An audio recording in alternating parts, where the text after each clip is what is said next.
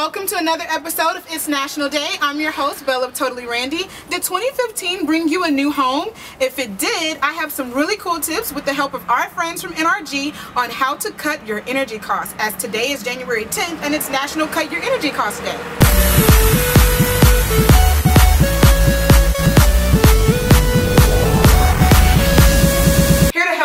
Is our good friends at NRG. We have Arcadio Padilla. Can you go ahead and give everybody your title? Hi, I'm Arcadio Padilla. I'm the supervisor of the energy consultant team at Reliant Energy. Can you tell us the first tip? Obviously, we're here in the kitchen. Everybody spends their time here. There's cooking, there's breakfast. Sure. I think the first thing I want to talk about is the refrigerator. Okay. This is probably in the average American home the second or the third largest consumer of electricity in your home.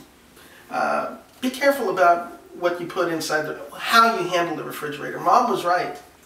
Don't open the refrigerator and take a look and take your time. Make a plan, know what you want. Okay, I know there's a water bottle there. I can reach in the frozen real quick. Right. A lot of modern homes have a lot of recessed lighting. Okay.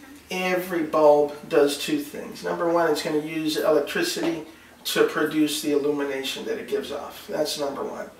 And number two, the type of bulb that you select impacts how your home feels. If we had conventional bulbs in here, it'd be really hot, right? A conventional bulb can generate a lot of heat. These are highly efficient LED bulbs. They produce a lot less heat. So we have ceiling fans.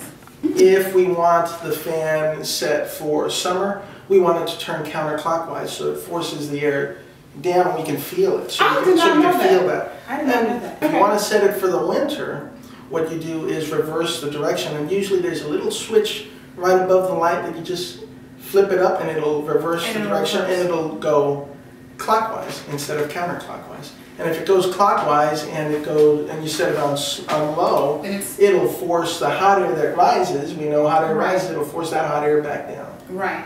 And that's what you want. Wow. As you can see, we have a two-story home. Yes. And a lot of people, consumers, have that trouble with balance when it comes to the thermostat, because we know that heat rises. Absolutely. And right now I'm holding what's connected to the camera so that we can check out the heat transfer. Can you tell us a little bit about that? Sure. What we're looking at is the temperature readings in those rooms, right? So the camera is scanning those temperatures. Clearly a little bit warmer upstairs than it is downstairs. Right. So what does that mean to the average homeowner? Heat rises, you could probably keep your upstairs thermostat a little bit lower than your downstairs thermostat. So here we are at the thermostat. Can you tell us a little bit about the smart one that we have here, actually?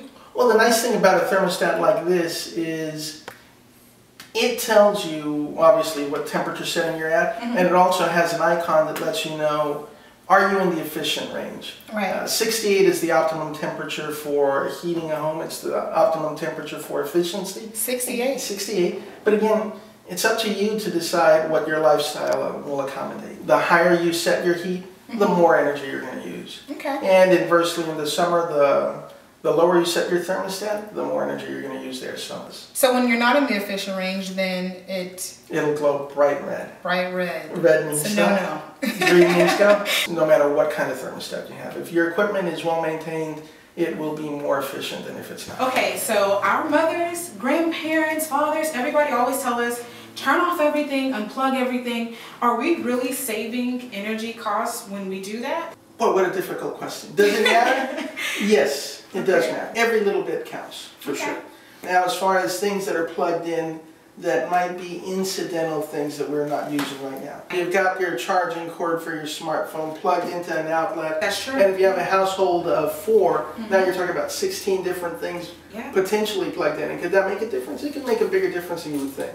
Yeah. So, Arcadio, tell me the biggest mistake that homeowners make when it comes to energy. I think the first to me, probably the biggest mistake is not knowing enough about how their home works. So whenever you get a high bill, it's not, oh, well, for some reason, some unknown reason, my bill just spiked. No, there's always a reason. Right. Reliant has a team of energy consultants that go out to customers' homes, and I can tell you every single time when an issue is that pronounced, it's identifiable. Of course, it's the big elephant in the room. Everybody likes to switch energy companies because they think this energy company is better than this energy company.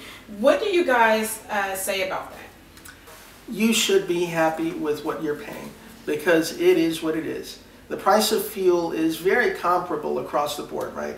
And if it's too inexpensive, you should be suspicious. I mean, if we're driving around and we see the price of gasoline for half the price of where it is everywhere else, would you run over there and fill your gas tank?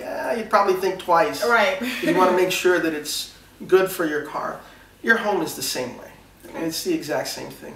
The performance is the performance. If your home is doing well, tuned properly, everything maintained well, you're going to be happy. You can visit our website, Reliant.com, and you'll find all of our tips there, as well as how to get in touch with our home energy consultants. Awesome. Thank you so much. You're welcome. Thank you.